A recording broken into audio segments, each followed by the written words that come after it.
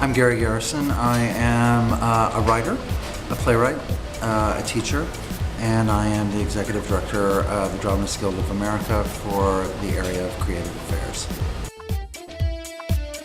I think the low residency program here at Hollins is extraordinary. I mean, I saw something today I saw a play today that, if that is the result of this program, which I think it is, and particularly this young man was asked to write a play in 72 hours, the first draft of a play in 72 hours, and it was really good.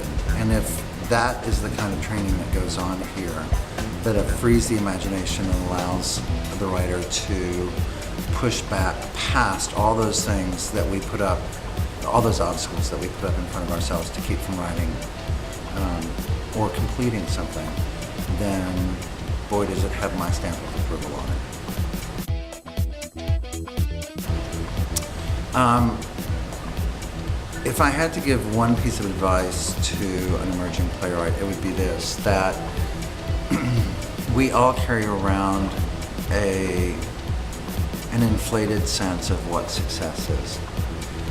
And if you are smart, you figure out early on, in order for you to survive your career, you have to keep redefining what success is. Because we all go into this with very lofty ideas of what might be successful, you know, a Broadway play, or having 7 productions in 1 year, or having a producer who is in your back pocket, or having an agent that picks you up out of nowhere. And, you know, hopefully that will happen. And sometimes it does, and oftentimes it doesn't. So instead of that, then, I think you have to kind of recalibrate as you go and say, at the end of this year, being a success as a writer, to me, will mean that I will have 2 drafts of this full-length play that I've written. I will have submitted that play out to 5 different places. I will find a director who is really interested in my work, and I'll find 3 actors that I really respond well to who get me. And that will be my success this year.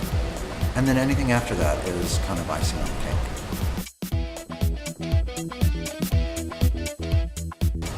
Dramatist Guild is a service organization for playwrights, lyricists, librettists, and composers.